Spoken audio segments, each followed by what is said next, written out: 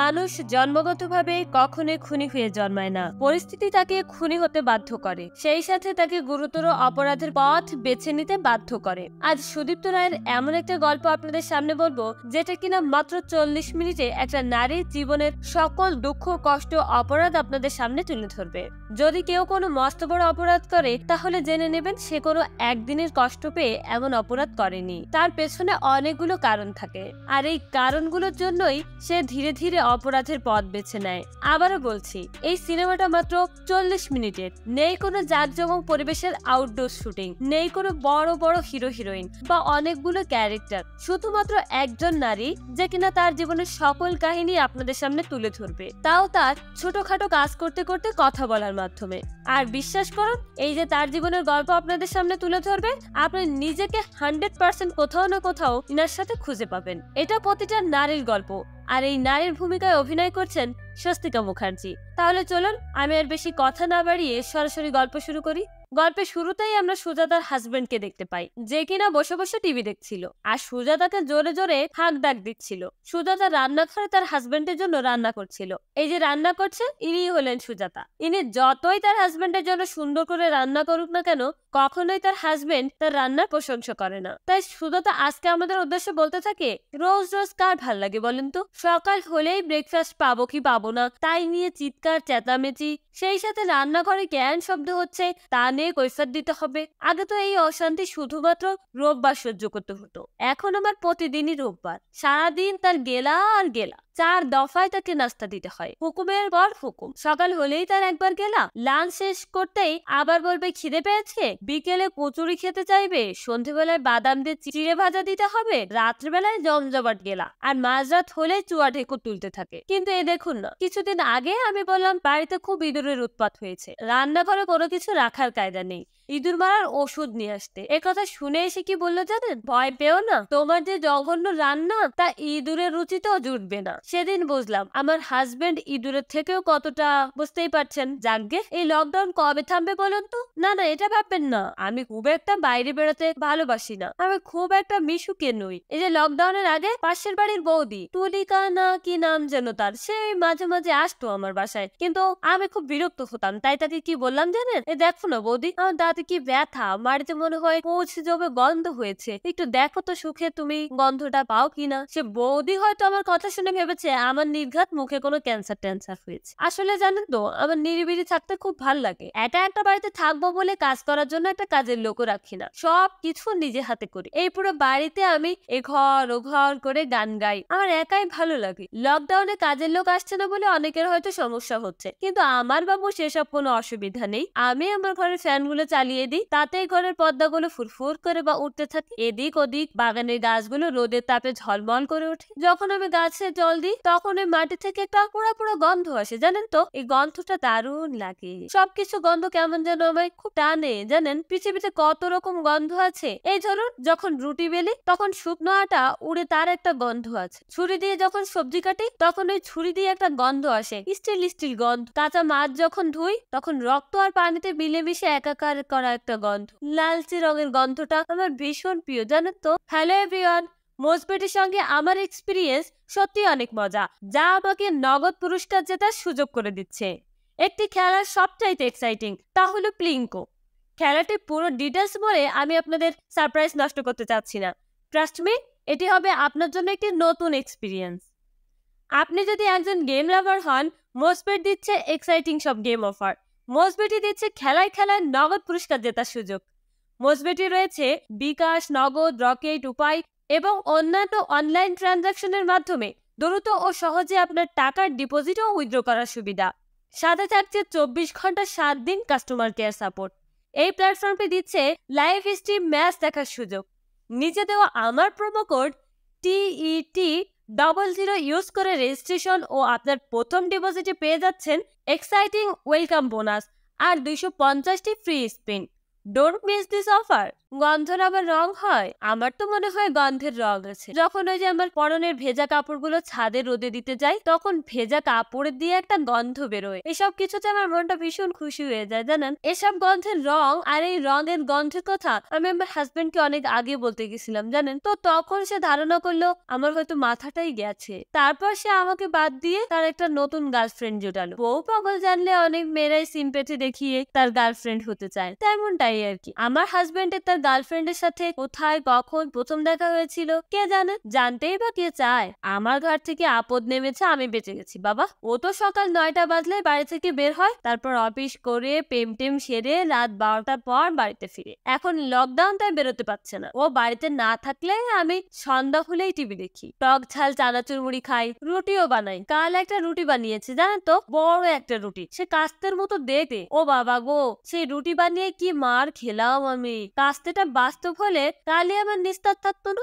অবশ্য আমার হাজবেন্ডের কোনো দোষ নেই, কেননা এতদিন 24 ঘন্টা ধরে বাড়ির ভেতরে থেকে খুব খেপে গেছে। গার্লফ্রেন্ডের সাথে দেখা হচ্ছে না, চটকাচটকি হচ্ছে না, কি করবে বলুন তো। এমন সময় সুজাতার হাজবেন্ড তার গার্লফ্রেন্ডের সঙ্গে কথা বলছিল, সেটা আড়াল থেকে সুজাতা শুনে ফেলে আর আবারও বলতে শুরু করে ওদের প্রেমটাতেও না কেমন একটা পচা ঘায়ের গন্ধ বের হয় জানেন। ওই যে ধরুন পৌঁছ রক্ত পচা যেমন একটা গন্ধ হয় না, ক্যাটকেটে গা ঘিন ঘিন করে, তেমনটা। এর আগেও আমি এমন একটা গন্ধ পেয়েছি, কোথায় জানেন, আমার শাশুড়ির পিঠে। মরার আগে তার পিঠে ঘা হয়েছিল। বাবা সারাদিন আমাকে কত গালমন্দ করতো, আর যখন ঘা হলো তখন মুখে না হয়ে পিঠেই হলো। এই শেষ বয়সে এসে যন্ত্রণায় এত চিৎকার চেঁচামেচি করতো, তাতে আমার কানটা পুরো জ্বালা ফেলা হয়েছে। এসব আমার আর সহ্য হচ্ছিল। তো একদিন খাটের উপর শুয়েছিল, হঠাৎ নিচে পড়ে গিয়ে মাথা ফেটেছিল অল্প একটু, কিন্তু রক্ত বের হয়েছিল অনেক। ওই দিন ওষুধটা হয়তো বেশি খাওয়ানো হয়ে গিয়েছিল, যার কারণে কি থেকে কি হয়ে গেল। তাতে আমার হাজবেন্ড আমাকে ছেড়ে দেয়, বলেছিল আমি নাকি অশিক্ষিত, ভূত, ডাক্তারের ইংরেজি লেখা প্রেসক্রিপশন পড়তে পারি, হয়তো একটার ওষুধ আর একটা খাইয়ে দিয়েছি। আমি ওই দিন গরম গরম আলু ভাজি কাঁচা লঙ্কা দিয়ে ঝালমুড়ি মেখে সবে টিভি দেখতে বসেছি, শান্তিতে টিভি দেখছিলাম। মাঝে মাঝে আমার আসলে শব্দের প্রয়োজন হয়, ওই টিভিতে যেমন চিৎকার চেঁচামেচি শব্দ হয় না, তেমনটাই। ওই দিন শাশুড়ি মার পড়ে যাওয়াটা আমি শব্দের কারণে ঠিকই পাইনি, উনার গোংরানোটাও আমার কানে আসে, কারণ আমার টিভি দেখতে দেখতে চোখ লেগে গেছিল। আমার শাশুড়ির ছেলে মানে আমার হাজবেন্ড রাতে বাড়িতে ফিরে এসে কি কাণ্ড, পুরো বাড়িটাকে মাথায় করে নিল। তার মা রক্তের ভেতরে পড়ে মারা গেল, অথচ আমি কোনো কিছুই ঠিক পাইনি। সেখানে খুব একচোট রাগারাগি করলো। কিছুক্ষণ পর শাশুড়ি মার দেহটা চুল্লিতে ঢুকে গেল। শ্মশান থেকে ফিরে আমার হাজবেন্ড তুমুল মারধর করেছিল আমায় জানেন তো। আমি তখন কিচ্ছু বলিনি, মা মারা গেছে, তার একটা শোক আছে, আমি শুধু চুপ করে সবকিছু সহ্য করেছি। আমার শরীরে বিভিন্ন জায়গায় রক্ত জমে গেল। সেদিন বুঝেছিলাম আমার রক্ত, শাশুড়ির রক্ত, মাছের রক্ত, সবকিছু রক্তই না আলাদা আলাদা ঘ্রাণ আছে। যাগ্গে বাবা, এখন আর কেউ চিৎকার চেঁচামেচি করে না, আর আমার কান মাথা আর কোনো কিছু জ্বালাপালা হয় না, শুধু শান্তি আর শান্তি। আমার শাশুড়ির ঘরে এখনো পুজ, রক্ত, তেল, ফিনাইল, ডিটারজেন্ট এসবের গন্ধ, কেমন একটা গন্ধ, ব্যথার মলমের গন্ধ, সবকিছু মিলিয়ে কি একটা অদ্ভুত ব্যাপার হয়ে থাকতো সবসময়। এগুলো আর এখন কোনো কিছুই হয় না, তবে আমি ওই গন্ধগুলোকে খুব মিস করি। সবকিছু তো আর ইচ্ছে মতো পাওয়া যায় না, তবে কাল হঠাৎ করে আবার ওই গন্ধটা পেয়েছিলাম। যখনই আমি আমার স্বামীর কথাগুলো আড়ি পেতে শুনছিলাম, তো কোথা থেকে তা গন্ধটা এলো বুঝতে পারলাম না। অনেকক্ষণ আমার বরের কোনো হাক ডাক পাচ্ছি না, চুপচাপ আছে, হয়তো তার গার্লফ্রেন্ডের সঙ্গে ভিডিও কলে কথা সারছে। তার গার্লফ্রেন্ড চায় সে যেন আমার উপর না শোয়, কিন্তু প্রতিদিন রাত হলেই ও যে আমার উপর শোয়, আমাকে ইঁদুরের মতো পুড়ে করে খায়। তার বেলায় রাতে হয়তো ও আমার মুখটা ভালো করে দেখতে পায় না, তাই হয়তো ওর আমাকে ভেজানো হয়ে গেলে আমি কাতরাতে কাতরাতে টলতে টলতে বাথরুমে আসি, আর বাথরুমে ঢুকে আলো জ্বালাই না। এই অন্ধকারেরও একটা গন্ধ আছে, মিশমিশে একটা গন্ধ, যেটা একবার শরীরে মনে মিশে গেলে তা শরীর থেকে ছাড়ানো যায় না। শরীরের বাইরেও কালো গন্ধ, ভেতরেও কালো গন্ধ। এরপর ভোরের অপেক্ষা করতে করতে আমি গুনগুন করে গান করি। বিয়ের পর আমি গান গাইলে ওর খুব ভালো লাগে, তবে তখন আমি প্রেমের গান, রোমান্টিক গান গাইতাম। এরপর দুটো মিসক্যারেজ, তারপর ও বদলে গেল না আমি বদলে গেলাম জানে। আমি অবশ্য চেঁচামেচি, চিৎকার কোনো কিছু পছন্দ করি না। মানুষের কান্নাকাটি, হাক ডাক আমার সহ্য হয় না। তবে ভেবেছিলাম বাচ্চারা হলে আমি ওদের সবকিছু সয়ে নেব, কিন্তু ওরা তো পৃথিবীতে এলোই না, আমার কোল জুড়ে কান্নাও জুড়ে দিল না, শুধু আমি রক্তে ভিজে গেলাম। ওই রক্তের গন্ধ মুহূর্তটাও না অন্যরকম ছিল। সেদিনের পর থেকে আমার কান দুটো আর কোনো শব্দই সহ্য করতে পারে না। শুধু মনে হয় পৃথিবীতে কোথাও কেউ না থাক। যদি পৃথিবীতে আর কোনো আওয়াজ না হতো তাহলে হয়তো আরো ভালো। তো যাই হোক, আবার কখনো ভাবি আমি যদি একা থাকতে পারতাম তাহলে হয়তো ওরা দুপুরে আসতো, নিরিবিলি ওদের সঙ্গে খাবার দাবার খেয়ে ঘুমতি অনেক গল্প করতে পারতাম।